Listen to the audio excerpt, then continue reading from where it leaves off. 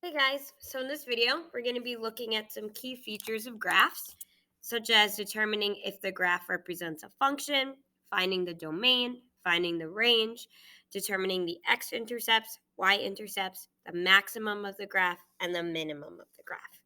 So the first question we're being asked is if this graph represents a function. So the definition of a function is that every input has exactly one output. Okay, so if I have an x value or a value in the domain, I don't want that x value to be mapping to two different y values, or I don't want my input mapping to two different outputs. So the way we usually go about this is something called the vertical line test. So I just draw a straight line anywhere on my graph, and I see how many times that straight line touches my graph. So you'll notice right here, this straight line touches my graph only once. The input 2 has only one output of 2. There's no spot where if I draw a straight line, it'll touch the graph twice. So that means this is a function, okay? And the reasoning behind this is because we saw that it passes the vertical line test, right? Now, the next thing we're being asked to determine is the domain of the function. So remember, the easiest way to remember domain is to look from your very left point to your most right point. Okay, domain, we're going left to right. So I like to kind of box my graph in. So I'm going to go to the very left as I can go. See, like if I draw a line here, that wouldn't be covering all my graph because I still have more of the graph to the left of it. So I'm going to draw my line exactly at the last endpoint to the left, kind of just bounding it in. And then I'm going to do the same thing on the right. Draw my line and bound it in.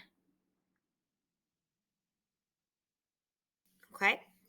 So now that I do that, I can count what my point the most to the left is and determine that x value. So -1, -2, -3, -4, -5, -6. Since this is a closed circle, since we're including that point, I'm going to use brackets. And then I want to look at my point that is the most to the right of the graph. So 1, 2, 3, 4, 5, 6. And again, I'm going to use a bracket. Okay.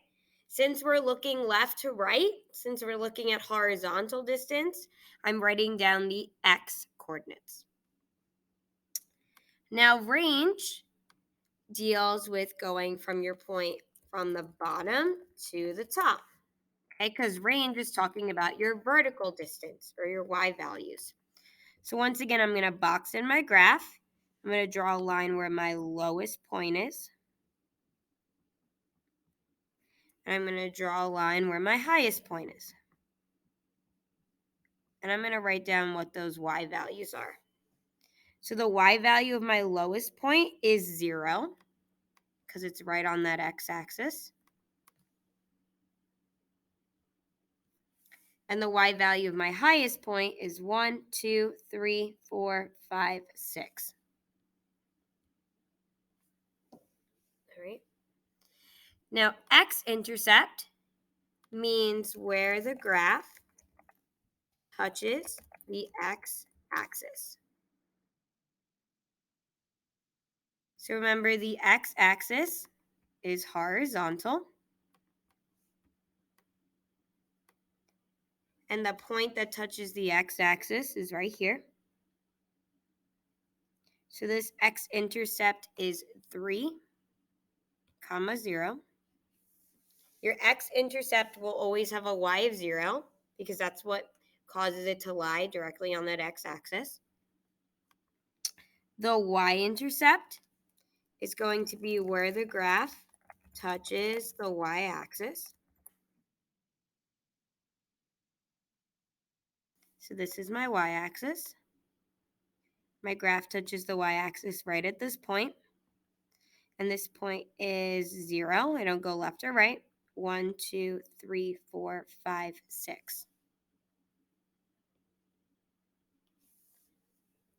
Now, when they talk about the max and the min, we're just talking about the highest point and the lowest point, okay? But I'm not going to give the x coordinate when I'm asked for the max, because when you're talking about the max height, we're talking about a y value, okay?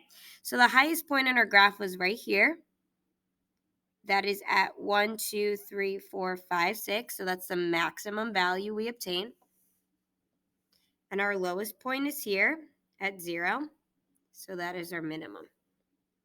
Another name for these could be absolute max and absolute min.